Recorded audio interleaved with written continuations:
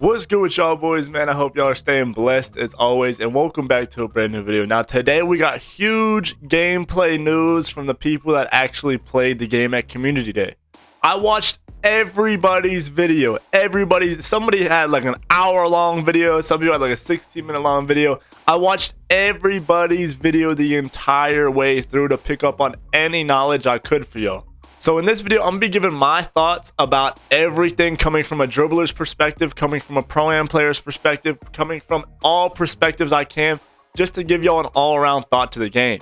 But before we get into that, go ahead and drop me a like on today's video for me watching all these videos and summarizing them.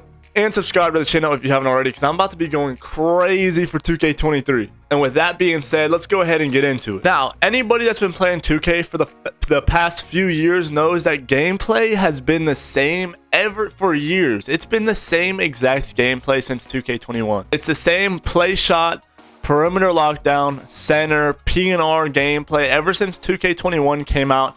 People started using that lineup and they never left that lineup. So gameplay, even on Park, has just been the same. Every game mode within my career has been the same. Rec, Pro-Am, Park, Stage, it all has been the same. And watching the same gameplay over and over again is what led a lot of our friends, a lot of my IRLs don't play 2K no more because it got that repetitive. Notice how everybody played the game in 2K20.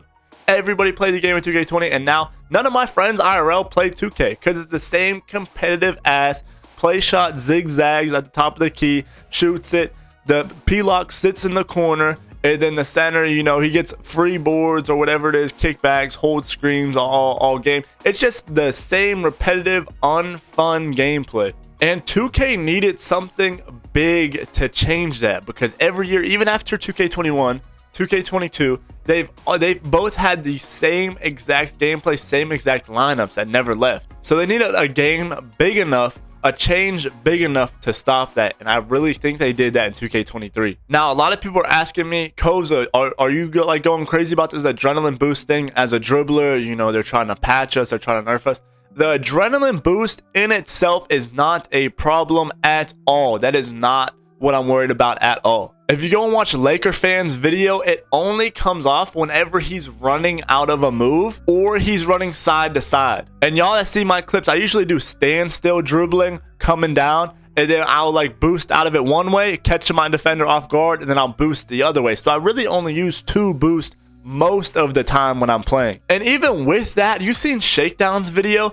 He was with Jordan. He used two of his boosts already. He passed it to the center. He went off ball, and then he wrapped back to the ball. He passed it back to Jordan, and then Jordan refueled his boost, and he had 3 boosts again. It was like not even 5 seconds. So adrenaline boost within itself, I actually like it more than I hate it because it stops the play shots from going side to side at the top of the key. If you just run side to side, you're going to use a boost every single time. Now, you probably, I don't know yet, but you might not be able to dribble coming down the court, which is like whatever it is. We're going to have to adjust to that. But when I hit the top of the key and I start doing my standstill combo, I'm going to be perfectly fine, especially when I get my badges. Now, watching the Jordan challenges and all these gameplays, you can see the stamina is kind of depleting pretty fast, even with the adapted dribblers, even with somebody like Yodman Gaming dribbling. But you guys have to remember that Jordan only has silver handles for days. Now, even dribbling now on next gen 2K22, having silver handles for days, it's gonna be a little different from having half. So take the stamina bar now with a grain of salt.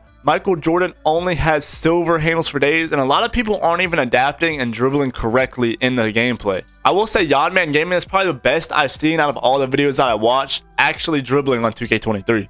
But I can't fully judge the stamina or the movement until I get the game and I have all my badges and all the best animations that I find within the game. Most of the videos that I've watched, I swear, Yodman was the only one that was dribbling pretty decent, but most of the videos, they were all dribbling like it was 2K22. And you notice, whenever they got back from Community Day, they said you cannot bring a 2K22 mindset into 2K23, and this is exactly what they meant. They came in here. That first clip of Joe Knows, whenever he started dribbling slow as hell, as soon as he started dribbling, he was dribbling like it was 2K22. He used 3 explosive moves, and then he couldn't move after that. And everybody on Twitter, everybody everywhere was going crazy, but you just can't dribble like that. That's what they mean whenever they say you can't bring a 2K22 mindset into 2K23. You have to be able to adapt. You can still dribble and go crazy. You just can't do all this explosive moves and chain them together and think everything's gonna be all right. There's huge changes this year. Now this year, we're really gonna be able to see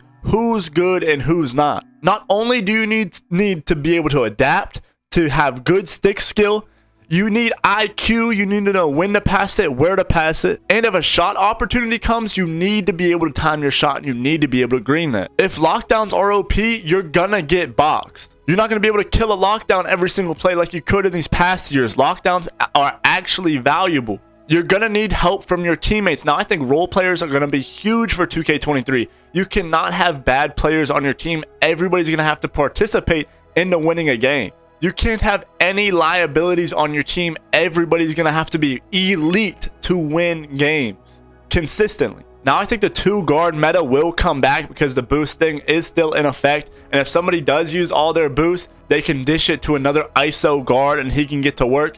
Having his 3 fully stored ISO or having his 3 fully stored boosts ready to go. If you get boxed, you need to be humble enough to tell your teammates, so you could call your 2-guard to come get the ball, or so you could call a play, a screen, something, so you could call a cut, a fifi, or reverse fifi, a PNR, a pick and pop. No more of these sweaty, weird guards saying nobody can guard me, like I'm dropping any lockdown off. That is dead. You cannot have that ego going into this year. If you have that ego, you're going to get boxed and your whole team's going to watch you sell the game. Because this year, it's not just stick skill and going back and forth and just abusing how the defense is so much slower than offense. Now, I'm hearing that strength is a very, very valuable attribute. Because the bully badge is looking pretty OP. You see in Joe No's video, Michael Jordan's kind of toughing his way through smaller people or weaker people to get that layup to go. Uncle Demi said you need at least a 60 to a 70 strength on a guard build. Uncle Demi also said bully badge and clamp breaker are a huge badge combo, especially in transition. So be looking for that whenever you make your 2K23 builds. We get the new next gen myplayer builder. It comes out tomorrow and all the content creators are going to be dropping news tomorrow. I'll do the same thing that I did today. I'll watch absolutely everybody's video and summarize it and take the best parts out of everybody's video. I'll take everything that I learned and condense it into one video for you guys. And in that video tomorrow, I'll also be talking about my thoughts again in my probably first 2K23 build with the information that I get tomorrow. So y'all will get to know what my 2K23 build, my first one, is going to be looking like.